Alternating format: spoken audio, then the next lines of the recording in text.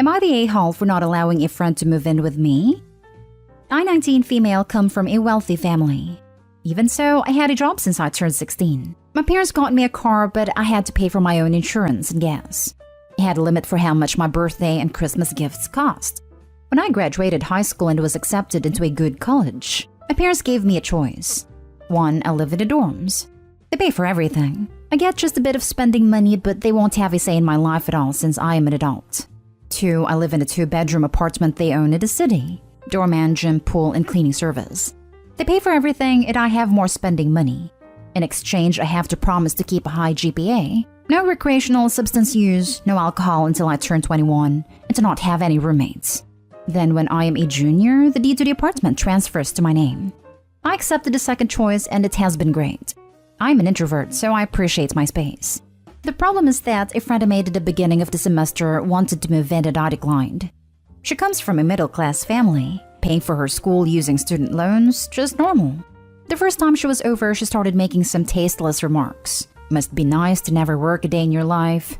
Must be nice to have mom and daddy wait on you hand and foot, etc. When she wouldn't stop, I just started distancing myself from her. She has been having problems with her roommate from the get-go, but yesterday she just couldn't take it anymore. So she asked me in front of all our friend group if she could move in with me. I said no, she can't. She called me an entitled trust fund baby who didn't know what the normal people's struggles are, and stormed off. Now all my friends say that I'm the a-hole, that I have the space and it wouldn't cost me anything. I could just lie to my parents and they wouldn't know. I disagree, but I thought better to ask because if they don't give it a rest, I'm planning to cut all of them off. I don't need that kind of negativity in my life. Now for the top comments. Not the a-hole. She's rude and uncaring. She already insults you and your family. Well, let her in. Don't let her move in, ever. The fun question would be, would prospective roommate pay rent? I'm guessing we all know the answer. She's vastly entitled to assume that you owe it to her. It seems like her premise was that you'll host her in your apartment. Refusal wasn't a feasible option, and that is why it blindsided her. That's audacious. She can't possibly expect you to jeopardize your relationship with your parents and the privileges they give you because she doesn't get along with her roommates. It seems like she accumulated a lot of envy towards you, and she revealed it now. Not the a-hole. You shouldn't be lying to your parents, and you have no obligation to provide free housing to anyone, especially someone who makes snide comments about you and has demonstrated they can't get along with roommates. To be fair to her, her roommate is a nightmare, so she's at that fault on that side. Okay, I take that part back. Still doesn't mean you are required to offer free housing though, especially if it means lying to your parents. If nothing else, guaranteed you would be found out somehow. Even if there was no chance of being found out, I wouldn't lie to them. They're great parents, and I wouldn't want to break their trust in me. Next story. Am I the a-hole for telling my best friend she's not equal to my fiancé? I'm 28 and engaged to a great man the same age as me. We've been dating since we were 16 and got engaged at 24 4 years ago. I have a best friend, Angela, who's also 28. She's a woman as well. So Angela has barely grown out of high school mentality. She still acts like she did back then. Clubbing every weekend, hooking up, always out with friends, new and old. She never had a boyfriend or girlfriend. She only has had situationships, so she doesn't know how commitment works. I don't judge her for that since she seems fine with her life and I'm happy that my friends are being themselves, and I get to be myself despite having different interests. Lately, I had my suspicions that Angela believes that she still comes before my fiancé, just because we were each other's #1 priority in high school. I tried to slip in multiple times, without being confrontational, that my fiancé and I are gonna be a family soon, and how he's my priority and so on, just to get the message across without having some uncomfortable conversation. She didn't seem to get it though, and something dramatic did end up happening. Angela's birthday was 2 days ago, and she planned on having a celebration tomorrow night. The place she picked was a male strip club. I texted her and told her I wouldn't feel comfortable to attend, because strip clubs cross my fiancé's boundaries. It's not because we don't trust each other, but we just don't feel comfortable with that in our relationship. Anyone who knows about this boundary has told us it's a normal boundary, but Angela said that I would be stupid to imply that I'll skip her birthday. I said that we could hang out the two of us someday and go for drinks, but I just don't feel comfortable attending a strip club. She said, "But I'm your best friend. You're not gonna skip your best friend's birthday, are you?" I said, "Sadly, I'll skip it. but I insisted on an alternative for another day. She got disappointed and said she didn't expect me to ever put a man's needs over our friendship. I reminded her he's my fiancé. She argued that him being a fiancé of mine doesn't mean he deserves special treatment over her. I told her that's exactly what it means, and I reminded her that she's not equal to my fiancé anymore in such situations, because he's the person I'm gonna marry and have a family with, and he's my #1 priority. I probably shouldn't have said that because she claims I'm the a-hole, and that I replaced her when I used to have her as my #1. I apologized for that phrasing and tried to explain what I meant, but she wasn't having it and said I should go cry to my fiancé and she doesn't need my fake apology. I didn't mean to hurt her feelings. I just felt like she was pushing me and had a one-sided competition with my fiancé, and I said that. Am I the a-hole? Not the a-hole. You set a mutually agreed upon boundary and you're following it. If she can't understand and respect that, she's not your friend. Many people would be uncomfortable having a birthday in a strip club, not just you. If she truly didn't consider that when she made the decision, that's her fault. Also, she was the one who pushed you to prioritize between her and your fiancé. If she wasn't going to be happy with your response, she shouldn't have put you in that position. I'm female, straight and single, and I would be uncomfortable going to a strip club and would decline an invite from anyone. Not the a-hole. You two are growing up. It's life, and it happens. How we handle it is up to us. But the sounds of it, you are a good and supporting friend. Even though the dynamic is changing, you are still there for them. Just remember they may not see it that way. All you can do is try your best to remind them they are still important to you, but there are boundaries. Hope this helps, and best of luck. I tried to explain it to her after I tried to apologize. She's definitely still one of the most important people in my life, but she has a hard time understanding boundaries and priorities because she's more free-spirited than I am. She doesn't know what those terms mean. I can't entirely blame her, but sometimes her insisting on putting herself above my fiancé seemed on purpose, so I felt disrespected. I would suggest giving her more time to adjust. I know I had a bit of a hard time when my friends were getting married. It can be a little scary, but the effort you were putting in should help her to adjust. Does she get along with your fiancé? That may be another reason she's lashing out. They get along. They're not best friends exactly, but they're friendly with each other, but have different interests, so they can't communicate about much. Next story is titled, Am I the a-hole for refusing to stay home with my kids while my husband attends my brother's wedding? I'm a stay-at-home mom and my husband works full-time. We have 3 kids and one of them is 2 years old. My husband helps a lot with the kids. He's a committed dad, but is absolutely against babysitters, due to an awful incident with a babysitter that was the reason his younger male cousin James got disabled years ago. I don't go out much since I have to take the kids with me, and not every place is suitable for kids. We received an invitation from my brother's, who has been my husband's friend since college, wedding which we later discovered was child-free. My brother lives states away, so the entire trip will take 4 days as well as my brother's in-laws' weekend dinner party, their tradition. I told my husband I want to go since it's been a while since I've been to a wedding, and this one is special, and suggested we get a trusted friend as a babysitter.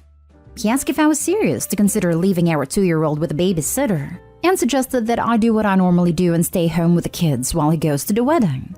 I refused, and said I have as much right to attend as him since we both were invited. He said it wasn't his fault my brother wants a child-free wedding, and I should do this for the kids and sacrifice for their sake. I still refused and said this was unfair, and since he's a parent too, then he should also stay for the kids. He looked at me and said, "That's my best friend's wedding you're asking me to skip for Christ's sake. Are you kidding me?" He then said I was being petty for suggesting this and that I was basically choosing to go and party over keeping our kids safe. He asked me to consider this a business trip. What would I do? Go with him and leave the kids? I said I understand his paranoia of babysitters, but really all my friends have sitters and at times they're really needed. He said I ought to know better than what my friends tell me, and this wasn't even up for discussion. And when I kept arguing, he called me selfish and said he won't let me ruin his relationship with his friend because I was being spiteful for not being able to attend, and that my brother will understand my situation. He keeps asking who's more important, a wedding party or my kids, and said I was unreasonable for making my attendance the hill to die on. Am I the a-hole? Am I being selfish for wanting to attend this wedding, my brother's wedding, after 4 years not attending anything? I have a hard time to believe your husband is a good dad. Every single sentence from him smells like entitlement and selfishness. If you can't go to your brother's wedding, so can't he. Why doesn't he stay at home and you attend? Since this never came to his mind, he thinks less of you and your needs. You are the servant for the children, not his wife who is on the same level. This wedding shows you what kind of person your husband is and what he thinks of you. Not day-hole. Literally, every single accusation he's trying to throw at Opie is equally applicable to him. The hypocrisy and obtuseness are truly astounding. Exactly. Why should Opie miss her brother's wedding? Call me old-fashioned, but I think brother outranks best friend. When was the last time Opie's husband stayed behind? Not day-home. This is insane. It's your brother, and somehow your husband thinks he is the one who should get to go? When he's the whole reason you can't both go because of his unreasonable paranoia about hiring a babysitter. Honestly, if I were you, I'd be absolutely prepared to die on this hill. He's got away with holding you hostage to this nonsense for years. There's not one single logical reason why he should be allowed to attend rather than you. And if he was prepared to work on his own emotional baggage, then you could just hire a sitter like any other couple would do in this scenario. This is 1,000,000,000% on him. If anyone stays home with the kids, it should be him. He never stays behind. It's about time he did. He wants no babysitter? Well, he is dead, so he can stay and let Opie go to her brother's wedding. What I don't get is, it's her family. Is there not someone in his family who can watch the kids if he wants to go so bad? Not stay home. If he's the one against the babysitter, then he should be the one who stays at home. Your relationship seems very one-sided, and you shouldn't stop yourself going out. Tell him to try another babysitter, or he stays at home while you go out. Also, he says it's his best friend's wedding. It's your brother. Last story is titled, Am I the a-hole for not taking in my fiancé's niece and nephew? My fiancé's sister and mother just passed away in an accident, and her sister left behind her 6-year-old son and daughter. And my fiancé pretty much immediately started talking about flying the kids here to move in with us. I've never been interested in having kids. I have nothing against kids in general. I just personally don't want to raise or live with any kids. But I've always been very clear on that, and I thought my fiancé was the same. So I reiterated my stance on having kids, and said I'm not going to change my mind on that now. My fiancé claims we're the only people who can take in these kids, which seems strange because she has a brother who has the bonus of living close to where the kids have been living, so they wouldn't even have to change schools. My fiancé says her brother can't take them because of money and being too busy, though I'm sure he could do it if he really wanted to. I'm pretty sure he gets money from the government for taking in orphan kids if you need financial help. Also, he's about to inherit a bunch of money from his mom. Instead of my fiancé insists on taking in these kids, we will no longer be compatible and will unfortunately have to end the relationship, and she'll have to move out of my place. She's mad that I'm making her choose between me and the kids, even though there's really nothing else I can do because I simply am not going to take in these kids. I just have zero interest in raising kids. I think it's completely unfair to expect me to upturn my life for 2 random kids I've never even met, just because her brother can't be bothered. She claims I'm basically saying the kids have to go to foster care, or I'll kick her out and leave her with nowhere to go and 2 kids to care for. Which is a bit dramatic because again, they have an uncle I bet who could take them in with a bit of effort. And if she really must be the one to take them, she could just move into her mom's old place or her sister's old place. She's also saying that I'm basically threatening to break up with her and kick her out right after her mom and sister died. But I don't see that I had a lot of choice since she was ready to bring 2 kids into my place. And it was either tell her my stance now, or wait until she'd already moved them in. Am I the a-hole? Nah, difficult situation. But you shouldn't have to change your life for these kids, though I would accept this as the end of your relationship. Yeah, it really sucks. But if she really must take these kids in, then we just aren't on the same path anymore. Even if she decides she can't take care of the kids on her own and stays with you, the resentment will probably end a relationship for you. This is a no-win situation. There's no way this doesn't end the relationship eventually. Not the a-hole for the sentiment, but if you're sharing it with her the same way you're putting it here, very much the a-hole for that. You say you thought she didn't want kids, but this has nothing to do with her wanting or not wanting kids. These are kids who already exist and who she already loves, who need help. If you're not willing to give that help, you can communicate that boundary. But you make it sound like she's gone all baby hungry or something. She hasn't. She's trying to simultaneously cope with crushing grief, care for 2 loved ones, and probably also trying to make sure she honors what her sister would have wanted. The way you talk about this whole situation doesn't seem to reflect empathy for that. I'm guardian for my developmentally disabled niece should something happen to her parents. Did I love that idea? No. Would I do it? Yes, to the absolute best of my abilities because I love her. Life sometimes throws you curveballs. OP doesn't want to be part of that, and that is okay. Fiancé will be better off without him, although that sting is likely going to take years to get over. No a-holes here, but can't say you're the most emphatic or lovely person. They're not two random kids. They're her sister's kids, man. Yeah, that bothered me a lot. OP has no empathy / willingness to see this from her point of view that this is her family, not kids just pulled off the street on a whim.